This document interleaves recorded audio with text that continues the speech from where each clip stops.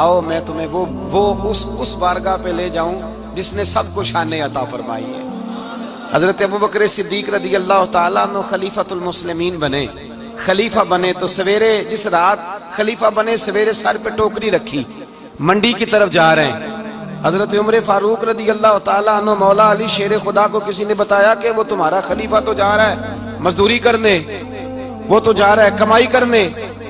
حضرت علی شیر خدا مولا کائنات جناب فاروق اعظم دونوں نے رستے میں روکا کہ ابوبکر کہاں جا رہے ہو؟ فرمانے لگے کام کرنے جا رہا ہوں، مزدوری کروں گا، منڈی میں جاؤں گا، تجارت کرتا تھا اس کو جاری رکھوں گا، بچوں کا پیٹ بھی تو پالنا ہے۔ اب تمہاری حکومت کے پیچھے بچے تو نہیں نا بھوکے مروا لینے، میں نے کچھ کرنا تو ہے۔ حضرت عمر کہنے لگے چلا آ کے بیٹھ، ہم صحابہ کو اکٹھا کرتے ہیں اور مال غنیمت سے تیرا وظیفہ لگاتے ہیں، آپ کو وظیفہ ملے گا ماہانہ، تو آپ بیٹھ کر کے مسجد میں تو ڈیوٹی کریں۔ بیٹھ گئے، مشاورت ہوئی تو حضرت ابوبکر صدیق رضی اللہ تعالیٰ عنہ سے پوچھنے لگے جناب بتلائیے آپ کا کتنا وظیفہ لگایا جائے؟ تو حضرت ابوبکر صدیق فرمانے لگے اتنا لگا دو جتنی ایک مزدور کی تنخواہ ہوتی ہے۔ تو ایک صحابی بول کے بڑے میٹھے اور دھیمے لہجے میں کہنے لگے ابوبکر اگر تیرا گزارا نہ ہوا تو، اگر تیرا گزارا نہ ہوا تو حضرت ابوبکر صدیق فرمانے لگے اگر میرا گزارا نہ ہوا تو میں مزدوروں کی تنخواہوں میں اضافہ کر دوں گا، اگر مزدوروں کے گھر جلنے لگیں گے تو میرا بھی چلے گا، میں ان کی تنخواہیں بڑھاؤں گا صرف اپنی۔ تو مزدور کے حقوق کا تعین کیا۔ سب سے پہلے تو میرے نبی پاک علیہ السلام نے منع فرمایا، فرمایا جس کو مزدوری پر رکھو پہلے اس کے ساتھ اجرت طے کرو۔ حضور صلی اللہ علیہ وسلم نے فرمایا جب تک اجرت واضح نہ ہو جاؤ کسی کو کام پر، جب تک اجرت واضح نہ ہو جائے، مکمل نہ ہو جائے کہ کیا دینا ہے، طے کریں۔ کیا لوگے جو جناب دے دیں گے لے لوں گا، شریعت اس کو پسند نہیں کرتی، محبوب نہیں رکھتی۔ پہلے اس کے ساتھ پہلا حق مزدور کو یہ دیا کہ اس کی اجرت پہلے، بولیے اجرت پہلے اجرت طے ہوگی، یہ پہلا حق ہے۔ اور مزدور کا دوسرا حق کیا بیان کیا میرے نبی پاک نے؟ فرمایا جب، اور یہ ایسی اعلیٰ بات ہے کہ جتنے حقوق لکھنے والے ہیں نا، جتنے بین الاقوامی سطح پر انسانی حقوق کا چارٹر بنانے والے ہیں، وہ کہتے ہیں کہ یہ ایسا نقطہ حضور نے بیان کر دیا ہے کہ اس سے آگے کو بڑھ ہی نہیں سکتا، یہ ایسی بات ہے کہ جس کی شرح بھی کوئی نہیں کر سکتا۔ میرے حبیب کریم علیہ السلام نے فرمایا پہلے طے کرو، اور کیا خوبصورت لفظ ہے، قانون بنا دیا۔ فرمایا جب مزدور مزدوری کر لے تو اس کا پسینہ خشک ہونے سے پہلے اسے ادا کر دینا، اس کا پسینہ خشک ہونے سے پہلے اسے اس کی مزدوری دے دو۔ ایک صحابی اپنے خادم غلام کو مار رہے تھے تو میرے نبی پاک تشریف لائے، فرمایا کیوں اسے مار رہا ہے؟ حضور غلطیاں بڑی کرتا ہے۔ تو نبی پاک نے فرمایا جتنا تجھے اس پر اختیار ہے نا اس سے کہیں بڑھ کر میرے رب کو تیرے اوپر بڑا اختیار ہے۔ کہا حضور یہ بڑی غلطی کرتا ہے، میں آخر کتنا معاف کروں؟ تو حضور نے فرمایا اتنا معاف کر جتنا میرا رب تجھے معاف فرماتا ہے۔ پتہ ہے تیری صبح سے لے کر شام تک کتنی کوتاہیاں ہیں، درگزر کا حکم دیا۔ پہلا حق یہ دیا مزدوری طے کرو، دوسرا حق یہ دیا پسینہ خشک ہونے سے پہلے ادا کرو، تیسرا حق یہ دیا کہ اس سے درگزر کرو، غلطی ہو جائے تو درگزر کرو۔ تو یا رسول اللہ مزدوری کتنی دیں؟ میرے نبی پاک بخاری مسلم حضور سید عالم صلی اللہ علیہ وسلم نے فرمایا مزدور کا حق بیان کیا نبی پاک نے، اور ایک بات ارشاد فرمائی تو اس کے اندر کئی پہلو، ایک حدیث میں کئی پہلو بیان فرمائے۔ حبیب پاک نے فرمایا جیسا تم کھاتے ہو ویسا ہی اسے، بھئی بس ختم ہو گئی بات، اتنی بڑی بات کر دی سرکار نے۔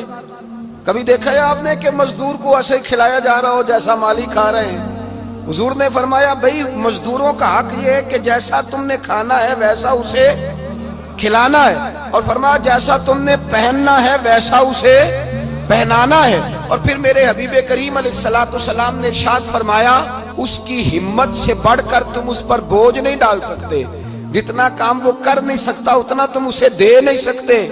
اور فرمایا اگر اتنا کام دینا ہے جو اس کی ہمت سے زیادہ ہے تو میں اس کے مالک کو کہتا ہوں وہ بھی اٹھ کے مزدور کے ساتھ کام پہ لگ جائے، اٹھے اس کے ساتھ کام میں شریک ہو جائے۔ مزدوری کا بھی تعین فرمایا، اور پھر اس کو کام کس مقدار کا دینا ہے، مزدور کو کس قدر زیادہ اس پر بوجھ ڈالا جائے گا، یہ بھی مصطفیٰ کریم نے بیان فرمایا۔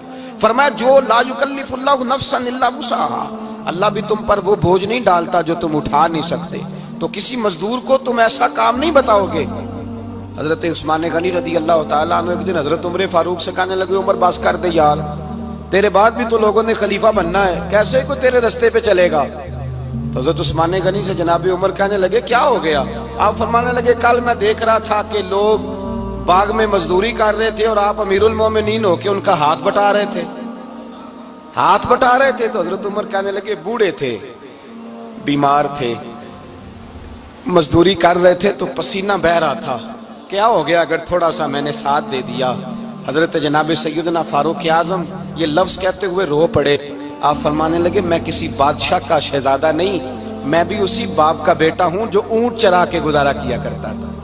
میں نے آگے بڑھ کے لوگ حیثیت بھول جاتے ہیں، اپنی حیثیت بھول جاتے ہیں۔ اللہ تبارک و تعالیٰ جب کچھ عطا کرتا ہے ان کا رویہ اپنے ماتحتوں کے ساتھ اتنا سخت اور جابرانہ آمرانہ ہو جاتا ہے، اس قدر زیادہ ان کے لب و لہجے میں کڑواہٹ آ جاتی ہے، اس قدر زیادہ ان کی طبیعتوں کے اندر سختی اور غرور بھر جاتا ہے کہ وہ احساس ہی نہیں کرتے کہ جو سامنے بیٹھا ہے وہ بڑا ایک دکھی انسان ہے اور وہ تکلیف میں ہے، وہ آزمائش میں اپنے آپ کو مبتلا سمجھ رہا ہے۔ حضرت ابو ذر غفاری رضی اللہ تعالیٰ عنہ فرماتے ہیں میں اپنے ماتحتوں کے حق میں بڑا سخت تھا، سخت تھی میری طبیعت، میرے غلاموں کی جرت ہی نہیں تھی کہ وہ میرے سامنے گفتگو کر سکیں اور ٹھہر بھی سکیں۔ فرماتے ہیں جس دن میں کلمہ پڑھنے گیا، جس دن میں حضور کی بارگاہ میں، تو میں نے کہا حضور کوئی خاص نصیحت؟ تو نبی پاک نے فرمایا میری نصیحت تیرے لیے یہ ہے کہ جیسا تو نے کھانا ہے ویسا ہی غلام کو کھلانا ہے، جیسا تو نے پہننا ہے ویسا ہی غلام کو پہنانا ہے۔ حضرت ابو ذر کہتے ہیں جو میرے اندر کمی تھی وہی میرے نبی نے نصیحت کر دی، جو میرے اندر کوتاہی تھی وہی غیب جاننے والے رسول نے بتلا دی۔ فرماتے ہیں میں گھر گیا، جب میں جاتا تھا تو ملازموں کا سانس خشک ہو جاتا تھا، وہ کانپنے ہانپنے لگتے تھے کہ جانے اب یہ کیا کرے گا۔